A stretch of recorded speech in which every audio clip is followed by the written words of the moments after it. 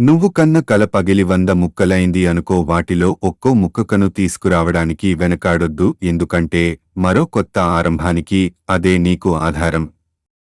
ఎవడు ఎలాంటి స్వార్థం లేకుండా మరొకడితో జతకట్టడు. ఏ ప్రయోజనం ఆశించకుండా ఊరికే స్నేహం చేస్తున్నా అని చెప్తే దాన్ని నమ్మేవాడు శుద్ధ వ్యక్తి. జనం దృష్టిలో గొప్పగా ఉన్నా లేకున్నా పర్లేదు కాని మనస్సాక్షి ముందు గర్వంగా తలెత్తుకొని బ్రతకగలిగితే అంతకంటే గొప్ప జీవితం లేదు. మిమ్మల్ని చులకనగా చూసే వారి నుండి, పరిష్కారం లేని గొడవల నుండి, మీ విలువ తెలియని వారి నుండి, మీ మనసుని కష్టపెట్టే విషయాలకి ఎంత దూరంగా ఉండగల అంత ఆరోగ్యంగా ఉండగలుగుతారు. నీకు మారాలి అనిపిస్తేనే మారు, ఇతరుల కోసం మాత్రం మారకు. అలా మారి నిన్ను నువ్వు కోల్పోకు. నువ్వు కోరుకున్న గమ్యం నువ్వు చేరుకోవాలంటే కోల్పోయిన దాని గురించి వదిలే, దాన్ని పట్టించుకోకు. నిన్ను నువ్వు నమ్ముకుంటే చాలు, గెలుపు నీ వశం అవుతుంది. అందరినీ నమ్మితే మాత్రం నీ జీవితం నాశనం అవుతుంది. గుణం గుడ్డిది, ఆలోచనలు అవిటివి అయితే ఎన్ని పూజలు పునస్కారాలు చేసిన దేవుడు మాత్రం మెచ్చడు.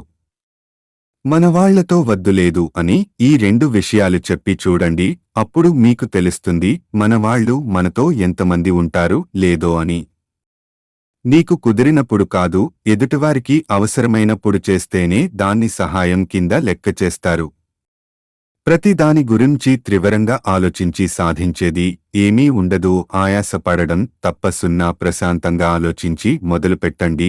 ఆరోగ్యంగా, శక్తివంతంగా ఉంటారు. కండల్లో బలమున్నోడు సిపాయిగా మిగిలిపోతాడేమో కాని అదే నీ ఆలోచనలో బలం ఉంటే మాత్రం నువ్వే రాజుగారి ప్రపంచాన్ని ఏలుతావు. ఇద్దరి వ్యక్తులని కలపడం వరకే ప్రేమ బాధ్యత. ఆ తర్వాత కలిసి ఎంత దూరం, ఎంత కాలం నడుస్తున్నా అనేది వాళ్లు ఎంచుకున్న దారే వాళ్లకు తెలుపుతుంది. ఒక రిలేషన్ బలంగా ఉండాలంటే ప్రేమని మాత్రమే ఇస్తే సరిపోదు, నమ్మకాన్ని కూడా ఇవ్వాలి.